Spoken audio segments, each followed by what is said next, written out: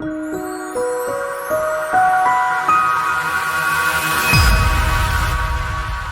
everybody. Because this channel is mostly men's alterations, sometimes I get a real craving to do just basic sewing to make a garment. And I've resisted this because for this channel, because all of my alteration videos are follow this step, you know, one by one to get the right outcome. And that is correct. You should do that because especially if you're making money, you want to do it exactly right so that the outcome is always good and there's not a lot of back and forth on your quality. But when it comes to sewing and designing an outfit or whatever, I break all the rules. All the rules, it seems like. I basically use patterns for the pattern. I don't, after that, I follow my own rules. Because patterns are written so poorly, the instructions, and I'm more of a visual person, so I can look at the garment and, okay, I get it. Or if there's one particular thing, I might look at that and go, okay, this is how they did it. As long as you know the order of assembly, then you can pretty much do whatever you want. I did a fashion show in Montana back in 2014 or 2015 with Paris Harris. I don't know if you've ever heard of him, but he was doing a fashion show in Montana, and I was going to do it, and then I got freaked out, and I said, I don't want to do it because I don't want to do the collections the way you guys do it. You can break the rules when you know what the rules are. I don't even know what that means. All I know is that he said I can break the rules. That made me feel okay with how I make clothing or how I use patterns and follow the instructions or don't follow the instructions. This is, I had a pattern from the 1950s, I want to say 58. And maybe you guys would know, because I'm not big on fashion history. I mean, I love looking at clothes. I don't know, oh, this is the 50s and this is the 60s. I just sew. So this is the pattern, and there's a seam. I know you can't see it. There's a seam here, and then it comes around. It's a really, really unique pattern because all this right here, this around the back, and then down the front is one piece. And then this right here is another piece. It looks like there's a center piece down here too. Anyway, very cute pattern. Came with a bonnet. I made the cape not because I like the fabric, because you can't tell the lines of the pattern because the fabric is so busy, but I did it so that because I knew I'm more likely to keep a garment than I am keep a pattern. So I made this. Sure enough, lost the pattern along the way, but I still have the garment. However, I did lose the bonnet and the bonnet pattern, but because I remembered how it was put together, this is basically what it looks like. And so what it's going to look like when you get it together is like this. Really basic. So you'll have these little openings where you can see the baby's head through there. And then back here you'll put like a loop, and then you can put buttons here so you can adjust the fit of the back, or vice versa. Put the loop here, put the buttons on the back. But that's what I'm going to do. Now I'm still undecided, which is normal for me. I start projects before I have everything planned out. I may or may not put a ruffle here, or I might put a ruffle on one but not another. Now, before I moved to Montana in 2012 or 13, because I moved in 2014, I took a fashion design class and textiles class, and this is the fabric that we dyed in my textiles class. It's 100% cotton. These are vegetable juice dyes. So we ground the vegetables and we kind of dyed them with fruit. So these are spots out here. I'm assuming there's some kind of mold spots. I washed it many times. It's not coming out, but there's none here. So this is going to be my pattern for the bonnet. So I'm going to fold it in half. Now I pre-pressed where I wanted it. Now there's a couple things that went through my mind. when I was working on this project in my head.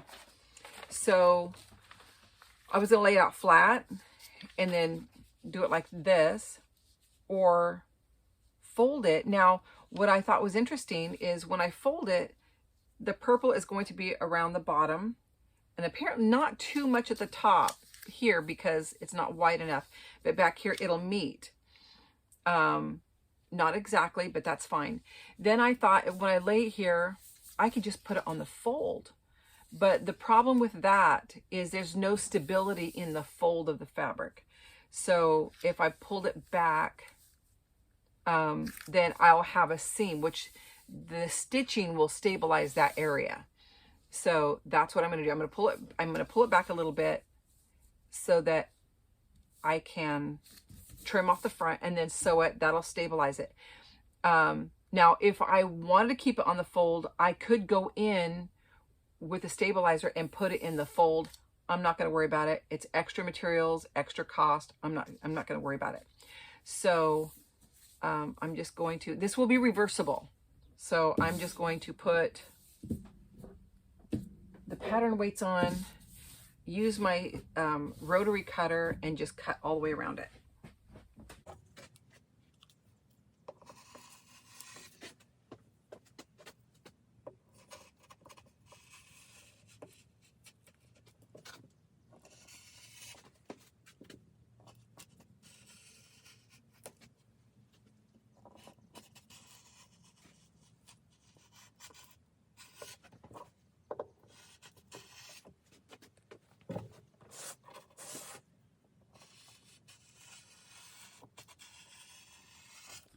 Now, I could have turned the fabric inside out, and that way I wouldn't have to take it apart and turn it around to sew it up, but I'm not worried about that. So now I'm going to flip it around, and I'm going to sew. You know, I don't even know if it makes that much of a difference, really. But I'm going to do it anyway. Hopefully that the other side will be a darker, richer color. What I'm going to do is I'm going to get some loops here, pin them in. I'm going to sew from here down like this, all the way around, and come back in. And then I will clip the corners, kind of clip these out a little bit, turn it right side out, and press it, and I'll be back. I was going to use the button loop and buttons on the back of the bonnet to button it, but I couldn't find my button loop material or whatever it is. And so then I thought I would use ribbons to tie it, but I can't find my ribbons. I mean, I live in a one-room structure. I just sorted out all this stuff, and now I can't find my ribbons. So now I am going to make it myself, make the ties out of this fabric. What I did was I just tore off a section of the fabric so I can just do a straight, seam down the side. I'm folding it, I'm going to sew it, and then I'll cut it, and then I'll turn it. And I need 2 longer ones for the front, and I need 4 short ones for the back. So I am just going to start. I'm going to do 2 really long strips, and then I'm sure that will probably be enough for me to make all the ones that I need. So we'll see.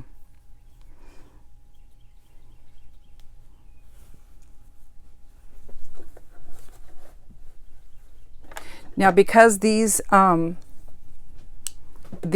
straps are thin, they're going to be narrow,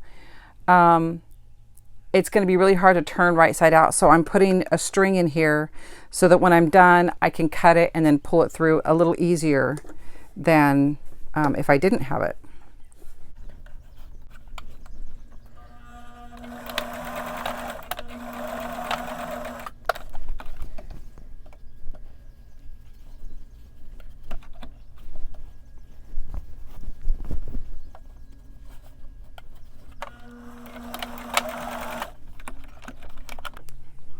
going to try and push that string all the way over into the fold if I can. Should make it a little easier.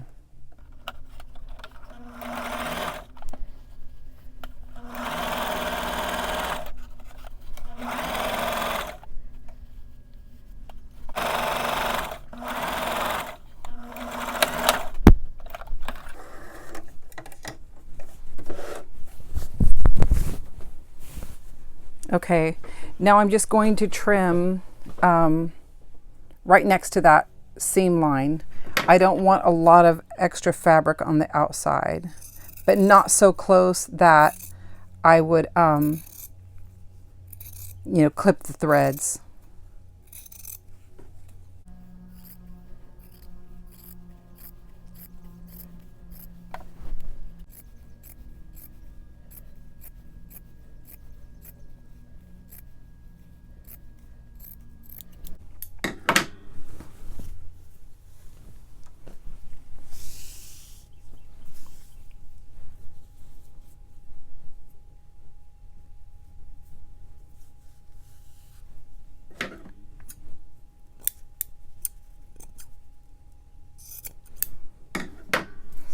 Okay, now I just need to start working it inside out. Okay, I finished the straps, and what I did was I made 2 long ones, and then the first long one I tied the ends, cut it in the middle, and then I have those. Then I took the second one and I cut it in half, tied both ends, cut it in half, and I made, these are for the back of the bonnet. Now these are way too long, I'm sure, but I'm going to leave them long so that when it gets to my daughter's house, she can put it on the baby and decide how short she needs them. She can cut them off and retie the ends. So I'm going to place these. This one will be here. I'm just going to try and keep it out of the way of the stitching line. And then when I put the other part on, then I can pin around so that it doesn't slide around. So I was going to do a 1/2 inch seam allowance, but I think I'd rather have it too big than too small, so I might do a 1/4 inch.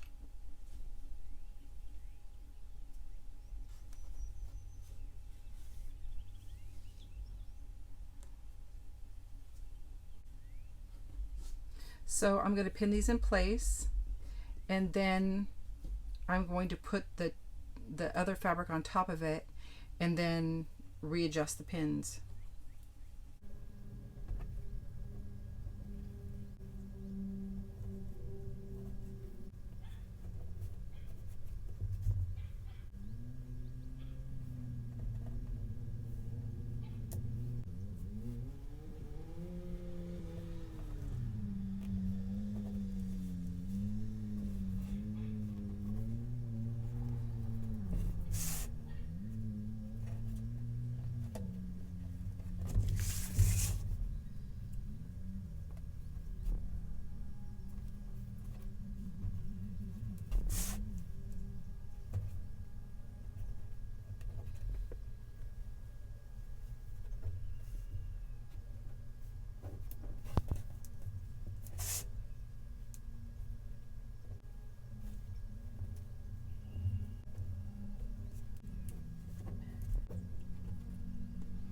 Okay, now I know that a lot of times bonnets have a stabilizer or something that gives it more body, and this is just going to be a really soft, just a double fabric casual bonnet. So I'm not worried about being that. I just want it more for sun protection, and then there be enough you know, the holes back here for airflow. So I'm going to get my machine up here and get to the sewing part.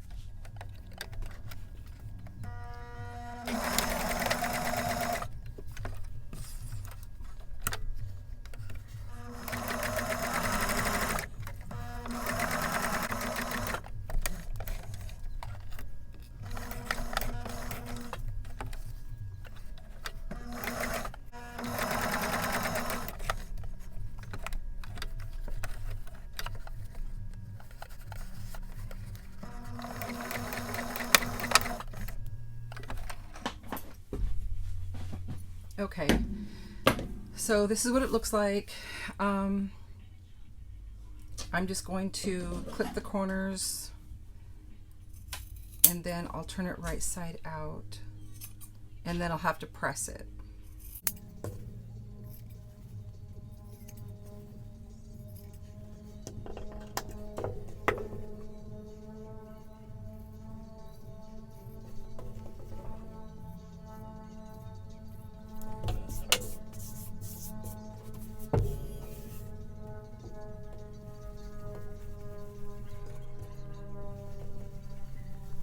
Hopefully I didn't get the strings caught up in the seams, but we'll find out soon enough.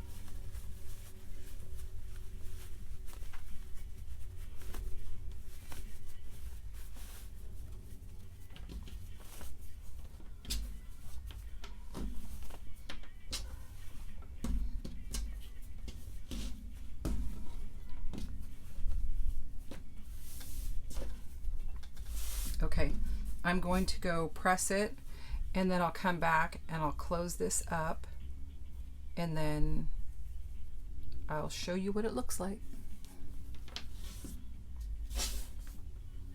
Okay, now I'm just going to top stitch all the way around. I'm closing up the bottom end here, and I'll continue around just to top stitch everything.